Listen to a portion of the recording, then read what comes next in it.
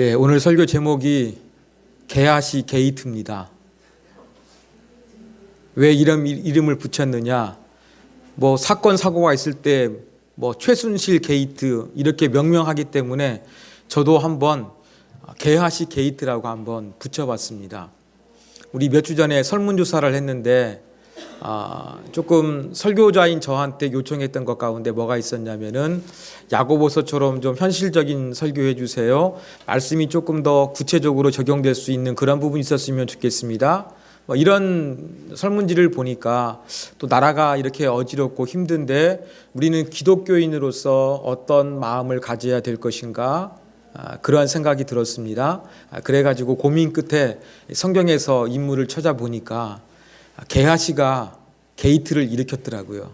그래서 오늘은 이 게하시 게이트라는 제목으로서 한번 우리의 현실과 또 우리가 어떻게 살아야 되는지를 말씀 속에서 발견했으면 좋겠습니다. 어제 아시다시피 서울 도심에 100만이 넘는 인파가 모였다고 합니다. 많은 사람들이 분노하고 있습니다. 저도 잘 모르지만 조금 이 모든 문제가 이렇게 좀 대통령께서 사과하고 하면은 정리되지가 않을까 했는데 지지율이 여전히 올라가지 않는 모습 보면서 이 정말 심각하구나. 저도 그러한 생각을 새로 느끼게 되었고 또 금요일 날에는 중앙일보에 났던 그 신문 가운데서 그 청와대 말단 경위죠. 민정수석실 같은 게 있으면 그 밑에 행정관이 있고 그때 수사하는 수사관들이 있는데 파견된 경찰이 있었는데 그분이 정윤회 때 한 분이 자살했던 거, 그때의 사건이 진실이 무엇인가 밝히는 것을 보면서 저도 상당한 분노감이 제 안에서 올라오게 되었습니다. 아마 여러분도 다양한 부분들 제가 더 이상 말씀드리지 않더라도 여러분들이 잘 느끼고 계실 것입니다. 지지난주죠. 제가 우리 독서교실 오는 아이들한테 한번 물어봤습니다. 야, 너 최순실 알아? 어떨까요? 모르는 애가 하나도 없습니다. 초등학교 1, 2학년 애들도 다 알아요. 어떻게 알아? 뉴스에서 봤어요. 몇몇 아이들은 이야기합니다. 엄마가 뉴스 보니까 텔레비를 못 봐요. 이렇게 말하는 아이도 있습니다. 그 정도로 관심 있게 전부 다 사람들이 우리나라의 현실에 대해서 염려하며 또 귀를 기울이고 있는 것 같습니다. 저도 이런 사건을 보면서 제가 지금까지 48년 살면서 이렇게 열심히 뉴스를 봤던 적은 처음입니다. 정말 열심히 봤습니다. 그러다 보니까 인터넷으로 보게 되는 뉴스 중에서도요, 이거 제대로 기사 안 쓴 것도 있고요. 매체 중에서도 괜찮은 매체와 그렇지 않은 매체가 구분이 되고, 이 기사는 어떤 소스를 가지고서 기록했구나, 이런 것들이 보이더라고요. 저도 그 정도로 관심을 가지고서 열심히 한번 이 우리나라의 현실을 한번 살펴봤습니다. 그러면서 말씀드린 대로 이 설문지 가운데 있던 요청도 있고 해가지고 조금 더 현실적인 설교 어떻게 할까?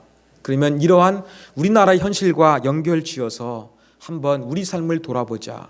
그러한 취지에서 제가 오늘 말씀을 게하시 게이트라고 명명을 했습니다. 자, 그러면 본문 가운데 있는 게하시가 어떻게 게이트를 일으켰는지, 문제를 쳤는지 한번 살펴보겠습니다. 자, 열왕기하 5장 앞부분에 보면은요, 그 이스라엘 북쪽에 있는 아람이란 나라가 있었습니다. 오늘날로 하면 시리아입니다. 그러니까 바로 위쪽에 있으니까 우리나라가 북한에 위협받는 것처럼 이스라엘도 이 북쪽에 있는 아람 나라에 항상 공격을 대비하고 있는 그러한 좋지 않은 관계였습니다. 이 나라의 장군 중에 나아만이라는 사람이 있었는데 상당히 왕의 신임이 아주 두터웠던 그러한 장군이었던 것 같습니다. 전쟁에서 큰 공도 세웁니다. 그런데 어느 날 문득 이 나아만이 나병, 한센치병에 걸리게 된 겁니다.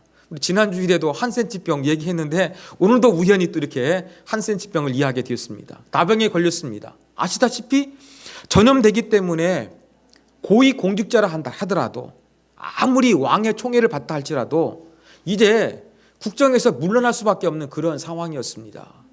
그때 나하만의 집안에 있었던 외국인 포로가 하나 있었어요. 가정부처럼 부리는 이스라엘의 계집종 하나가 있었거든요. 이 나하만에게 우리 이스라엘에 하나님의 선지자 엘리사가 있는데 그 사람에게 찾아가면 나올 수 있을 것입니다. 이야기를 듣고서 나하만이 이제 왕에게 보고하지요. 왕이 어떻습니까? 신임하니까 외교 문서 하나 써주지 않겠습니까? 그 문서를 써주고 5절에 보면은요, 이런 구절이 있습니다. 은 10달란트와 금 6,000개, 의복 10벌을 가지고 가서 너 병을 고치는데 이걸 줘가지고 깨끗이 치료하고 와라. 그러한 의미에서 아마 왕이 제공했던 것 같아요. 그러면 여기에 기록된 은 10달란트, 금 6,000개, 의복 10벌 어느 정도 될까요? 이건 단위입니다. 그래서 10달란트는요, 우리 킬로그램으로 환산하게 되면 최소 300kg에서 많게는 600kg가 됩니다. 여러분, 한 돈이 몇 g입니까? 전 잘 모르겠는데. 예? 3g이에요? 3.75g. 역시. 예, 그러면 400kg라고 한다 그러면 몇 돈이 되겠습니까?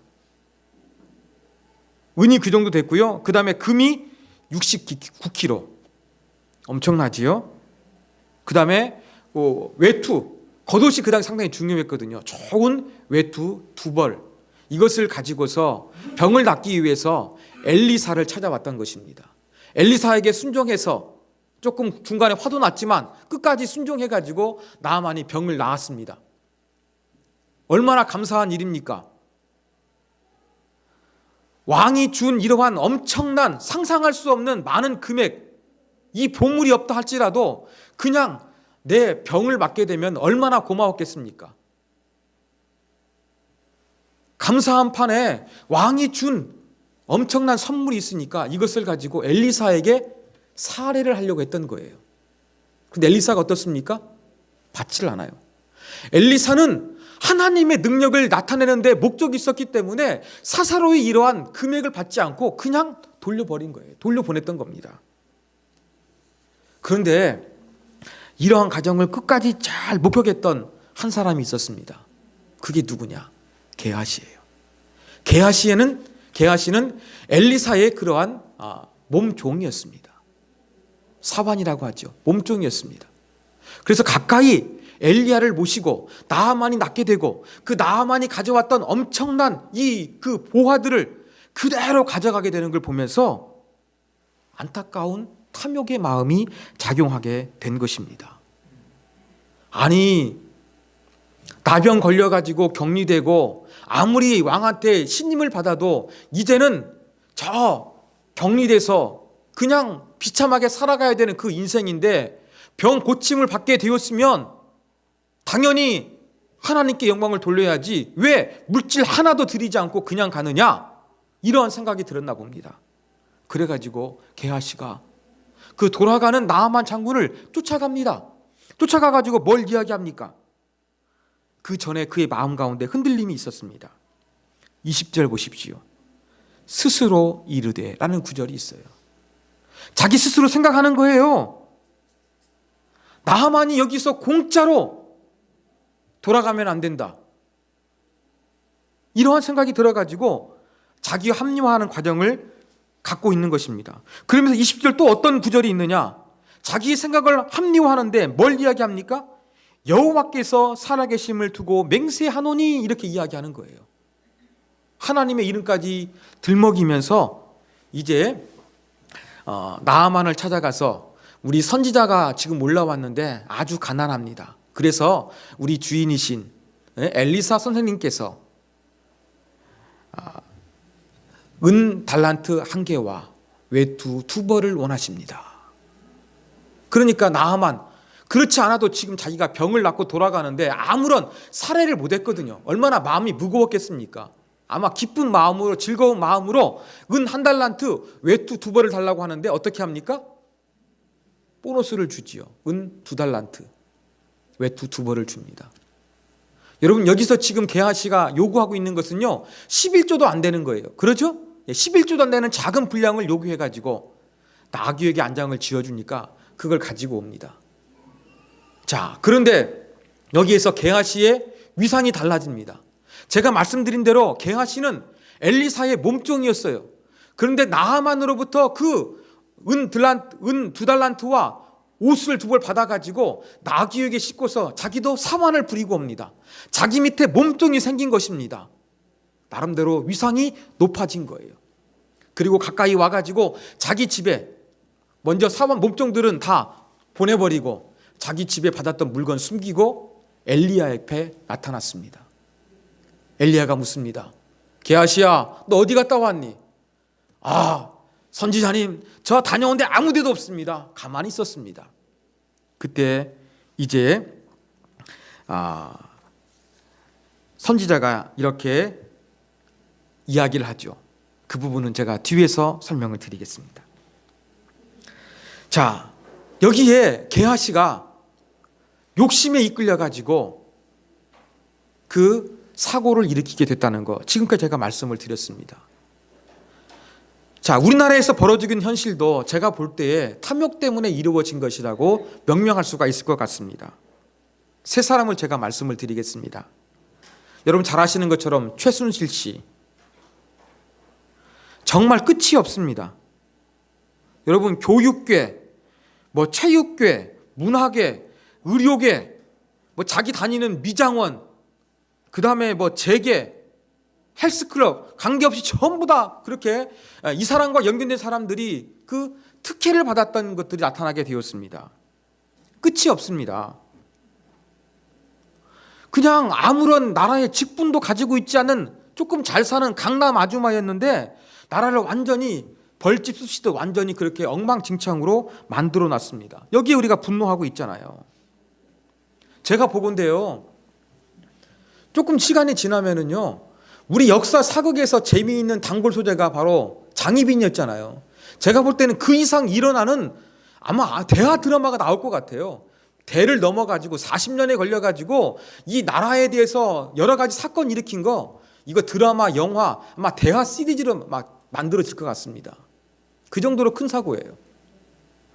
그런데 제가 기사 보니까요, 여기에 대해서 우병우를 파기 위해서 팠던 한겨레 기자가 있었습니다. 근데 자기가 취재를 하니까요, 사정기관에 근무하는 고위공직자들, 그것도 한 명이 아니라 여러 사람들이 김 기자 잘못 팠어, 미르가 핵심이야, K스포츠 파봐, 이런 정보를 전해주더래요. 여러분 사정기관에 있는 사람이 진보적인 한겨레 기자에게 이런 정보 주겠습니까? 줄 수가 없는 거예요. 한두 명도 아니라 여러 정보를 주다 보니까 이 사람이 이런 생각이 들었대요. 아, 나라가 정말로 엉망진창이다 보니까 나 같은 진보 신문에 근무하고 있는 기자에게 이러한 기사를 주는구나. 이분이 이렇게 생각을 했다는 겁니다. 그런데 제가 접했던 그러한 그 언론 뉴스 가운데는요, 여러분 최순실 사건이 아직도 정점에 안 달았습니다. 제 말이 맞는가 안 맞는가 모르겠습니다만 보십시오. 방산 비리 크게 터집니다. 재계 비리 더 드러나고요, 방산 비리가 더 큰 산이 될 겁니다. 언제 터뜨릴까 이 사람이 지금 시기를 저울질하고 있어요. 자, 이렇게 엄청난 비리, 아직도 우리가 지금 반절도 안 온 것 같아요. 이 사람의 해놓은 농단에 대해서. 처음부터 이 사람이 이렇게 내가 나라를 한번 좌지우지하겠다 이런 마음이 들었을까요? 제가 볼 때는 전혀 안 그랬을 거예요. 친하게 지냈던, 또 박근혜 대통령이 어려웠을 때 옆에서 잘 도와줬던 그것이 되어가지고 가까이 있다 보니까 청와대의 권력에 그 힘이 얼마든지 맛을 느끼게 되면서, 또 정윤회 사건으로 모든 것이 한번 좀 유야무야 덮어지게 되면서 더욱더 좀 담대하게 탐욕의 끈이 깊어져 가지고 그렇게 우리나라를 완전히 그렇게 흔들었지 않았나, 그런 생각이 들어갔습니다. 그의 시발점도 탐욕이었던 것 같습니다. 두 번째는 저는 박정희 대통령을 말씀드리고 싶습니다. 여러분, 이 최순실 씨 이야기하다 보니까 그 아버지 최태민 씨 이야기를 많이 하잖아요. 최태민 씨 이야기하다 보니까요, 박정희 대통령을 이야기하지 않을 수 없습니다. 지금까지의 그 안기부에 남아있는 조사를 해서 정설은 바로 무엇이었냐면은 유경수 여사 서거 이후에 그 박근혜 대통령이 힘들어할 때, 큰형애가 힘들어할 때 최태민이 편지일본에 접근했다, 그렇게 알고 있습니다. 그런데 최근에 그 작은 영애죠, 박근영 씨 남편 되는 신동욱 씨가 인터뷰할 때 이런 얘기를 했습니다. 유경수 여사께서 살아 계실 때 최태민을 주의하라, 이렇게 말씀했다는 거예요. 그런데 이게 상당히 신빙성이 있어요. 왜 그러느냐? 1972년에 유신이 일어나게 되었습니다. 그러다 보니까 독재, 장기 집권을 하려다 보니까 사람들이 이 독재에 대해서 이제 항거하는 사람들이 발생하게 되었습니다. 그 중에서 기독교 계통, NCC 이라는 계열에서 상당히 교회를 신앙 가진 사람들이 반대 이야기를 한 거예요. 이런 것이 쭉 이어지고 있었습니다. 그런데 이 교회에서 자꾸 비판적으로 이야기하니까 박정희 대통령이 볼 때 자기 조금 안위가 미국에서 볼 때 불안할 수 있는 겁니다. 미국은 기독교 국가니까. 기독교 세력이 반대하니까 저 사람 더 위험한 사람 아니야? 이러한 시각으로 미국이 바라볼 수가 있거든요. 이런 것들을 감추기 위해 가지고 조금 보수 기독교 단체가 만들길 원했던 거예요.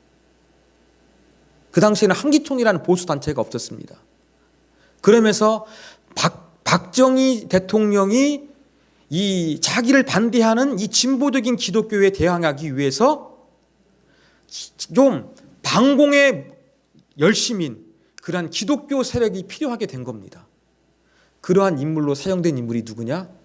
최태민 씨예요. 원자경으로 불렸어요. 무당이었죠. 좀 영함이 있는 무당이었습니다. 그런데 1975년에 갑자기 이 사람이 최태민 목사가 되어가지고 구국선교회가 되는 거예요. 최태민 이름 많이 바꿨다 그랬잖아요. 법적으로는 딱 한 번 바꿨어요. 그때가 바로 최태민 75년입니다. 지금은 우리가 이름 자주 바꿀 수 있어요. 그 당시 가능할까요? 불가능해요. 그렇다면 무슨 얘기입니까? 신분 세탁을 해주는 뒤에 사람이 없으면 안 된다는 이야기입니다. 박정희 씨가 이것을 해줬다는 그러한 분석이 요즘에 힘을 얻고 있는 것 같아요. 그러면서 이 최태민 씨를 목사로 세웠는데 저도 처음 들어봤습니다. 군소교단이라. 대한예수교 장로회 예장 종합. 지금 50교회밖에 없는 아주 군소교단이에요. 여기서 10만 원 바꿔서 목사 한 수 받습니다. 그래가지고 임진각에서 구국 기도회를 개최한 거예요. 사회자가 마지막 순서가 되어가지고 최태민 목사님 나오셔서 축도하시겠습니다. 그런 시간이 있었습니다. 나와서 하는데 축도 지금은 우리 주 예수 그리스도의 은혜와 이렇게 하는 거예요. 여러분 이상하지 않습니까? 뭐예요? 신학 교육을 제대로 안 받으니까 축도 이렇게 하는 거라고 적어주다 보니까 축도하면 어때요? 지금은 이렇게 되는데 쪽지에 있는 그대로 축도 이것을 읽고서 이야기했다는 겁니다. 그 정도로 엉터리였다는 얘기예요. 그러면서 이제 최태민 씨가 목사가 되어가지고 신분 세탁이 되어가지고 그 보수적인 기독교가 박정희 정권의 그러한 유리한 국면을 만들어가는 미국이 조금 안심시킬 수 있는 그러한 그림을 그려가는데 최태민 씨를 사용했다는 이야기가 있습니다. 상당히 제가 볼 때 서툴력이 있고요. 기독교 시각에서는 박정희 대통령이 최태민 씨를 보수를 정당화하는데 이용했다는 것은 거의 확실합니다. 제가 이 말씀드린 이유는 기독교의 암흑기 역사가 있기 때문에 그렇습니다. 자, 박정희 대통령께서 자기의 편안한 장기 집권을 위해서 최태민 씨를 탐욕에 의해서 이용했어요. 그게 지금 자기 사랑하는 딸 박근혜 대통령에 어떤 영향을 주고 있습니까? 당시에는 편안할지 몰라요. 제가 볼 때 지금까지 아시다시피 우리나라 역대 최악의 대통령 하면 누가 지금 떠올릴 것 같습니까? 뻔하지 않습니까? 박정희 대통령의 탐욕이 제가 볼 때 한참 시간이 흘려가지고 그 딸이 대통령이 되었는데 참 불명예를 기록하게 되는 그러한 밑거름으로 사용했다고 저는 그렇게 분석이 됩니다. 이게 탐욕입니다. 마지막으로 제가 차은택 씨를 말씀드리고 싶습니다. 이분 보니까 기독교인이에요. 그것도 뿌리 깊은 집안이었습니다. 4대 때 신앙입니다. 성공하기 전에 이렇게 기도했습니다. 차은택의 기도. 하나님, 크게 쓰임받게 하옵소서. 솔로몬 같은 지혜를 주시옵소서. 이렇게 기도했어요. 이 기도가 이루어졌을까요? 안 이루어졌을까요? 이루어졌습니까? 안 이루어졌습니까? 이루어졌어요. 제가 처음에 이 기사 보면서요, 하나는 이루어지는데 솔로몬 같은 지혜가 없는 것 같아요. 저는 그렇게 처음에 생각이 들더라고요. 근데 더 많이 설교하려고 생각해 보니까 그게 아니더라고요. 여러분, 솔로몬도 하나님께 1,000번째 드리면서 지혜 구했잖아요. 하나님 지혜 주셨어요. 근데 지혜 주신 다음에 그 호화로운 생활 한 거예요. 전략적으로 이방 여인들하고 공주들하고 결혼한 거예요. 그래서 우상들이 이스라엘에 들어오게 된 거예요. 하나님이 지혜 주셨지만 그 지혜를 관리하지 못했을 때에 솔로몬이 무너지게 된 겁니다. 차은택 씨도 마찬가지예요. 하나님께서 크게 쓰임 받을 수 있는 기회도 주셨어요. 그리고 솔로몬 같은 지혜도 주셨어요. 그래서 CF 800편이 넘는 엄청난 CF를 그렇게 기획을 해가지고 잘 모르지만 문학의 황태자 이러한 별명이 그에게 붙여지지 않았습니까? 하나님 지혜 주신 거예요. 창의력을 주셔가지고 그렇게 많은 CF를 통해가지고 그 재산을 모았습니다. 제가 보니까 지금 잠깐 헷갈리는데 그 재산이 그가 지금 이번 사건 터지기 전에 최순실 씨를 만나기 전에 20억인가 50억 가지고 있었는데 몇 년 사이에 200억이 된 거예요. 200억이 된 겁니다. 여러분, 그 크게 쓰임 받고 싶은 그 마음, 하나님도 기회 주셨고 또 창의력을 주셔가지고 여러 그런 CF를 참 잘했던 그런 유명한 사람이 되었습니다. 그렇지만 그 안에 탐욕이 작동한 거예요. 그래가지고 더 많은 걸 얻기 위해 가지고 그 강탈하기 위해서 기업 뺏기 위해서 그 언론에 보도되고 있지 않습니까? 이런 모습 보면 정말로 안타까워요. 저는 이러한 차은택 씨를 보면서 우리의 기도가 달라져야 된다고 생각을 합니다. 차은택 씨는 기도하시는 분 많으시죠? 하나님 크게 쓰임받게 해주십시오. 사업 잘 되게 해주십시오. 번성하게 해주십시오. 물질에 복을 주십시오. 높은 지위에 오르게 해주십시오. 내 감당하고 있는 것들 잘 감당하기 위해서 지게 주십시오. 이런 기도하실 것입니다. 그러나 제가 이렇게 탐욕에 물들어가지고 끝이 안 좋은 이 모습을 보면서 저는 이렇게 생각이 들어갑니다. 이제 우리의 기도가 달라져야 되겠다. 하나님 쓰임받게 해주십시오. 하나님 솔로몬 같은 지혜 주십시오. 좋습니다. 여기 하나 더 붙여가지고 하나님 내가 변하지 않게 해주십시오. 하나님 내가 불의와 타협하지 않게 도와주십시오. 저는 이 기도가 필요하다는 것을 절실하게 느끼게 되었습니다. 저는 이 대한민국에 있는 이 사건을 바라보면서 그 문제가 어디 있을까 여러 가지 분석합니다만 제가 말씀드린 이 최순실이라는 사람 또 박정희 대통령의 그 마음 이 차은택 씨의 마음 이런 마음 가운데 있는 탐욕이 작동이 되어서 그 엄청난 결과로 번지지 않았나 그것이 또 온 세상에 알려지지 않았나 하는 그러한 생각을 하게 되는 것입니다. 다시 성경으로 돌아가겠습니다. 자, 2달란트와 외투 2벌을 얻게 된 게하시 엘리사를 만났을 때 엘리사가 뭐라고 말합니까? 우리 화면을 보시고서 27절 말씀 다 같이 한번 읽겠습니다. 시작. 그러므로 나아만의 나병이 내게 들어 내 자손에게 미쳐 영원토록 이르리라. 자, 나아망에 걸렸던 나병이 이제는 게하시에게 옮겨진 거예요. 한 사람에게만 옮겨진 것이 아니라 내 자손에게 미쳐 영원토록 이르리라. 그의 후손까지 영향을 준다는 것을 이야기하고 있습니다.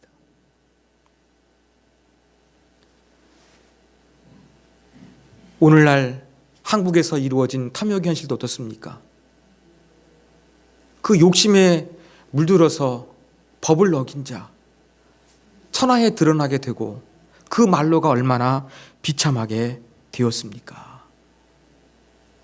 우리가 이 성경 속에서 이 탐욕의 결과가 어떤 것인가 저와 여러분이 배우기를 원합니다. 사랑하는 여러분, 이 대한민국의 현실 바라보면서 화가 나시죠? 허망하시죠? 허탈하시죠? 그들 만나면 뭔가 한마디 해주고 싶으시죠? 당연합니다. 그러나 이런 사건을 바라보면서 우리가 놓치지 말아야 될 게 있습니다. 그게 바로 무엇이냐? 우리 자신을 돌아보는 거예요. 내 안에는 그러한 탐욕이 없는가 살펴보는 거예요. 제가 부목사 시절에 저도 3대째 신앙이다 보니까 이 교회가 욕을 먹는 거에 대해서 너무 화가 많이 났습니다. 제가 그래서 건물 없는 교회 하려고 그렇게 노력을 했었는데 잘 안 되더라고요. 저는 그래서 일부러 큰 교회가 아니라 작은 교회 하려고 했던 그런 마음이었습니다. 저도 젊은 시절이니까 막 그들 보면서 막 욕이 나오고 막 그랬습니다. 근데 어느 순간 제가 이런 생각이 들더라고요. 야, 나라고 그 큰 교회, 뭐 그 교회에 내가 당회장 목사로 있으면 나한테는 그런 유혹이 없을까? 제가 그런 생각을 하면서 제 생각이 달라지기 시작했습니다. 생각해 보니까요, 나도 보통 사람이기 때문에 내가 특별히 뭔가 뛰어난 사람이 아니기 때문에 그 힘과 지위와 재물을 가지게 되면 나도 변할 수 있겠구나. 제가 그때 그런 생각이 처음 들었습니다.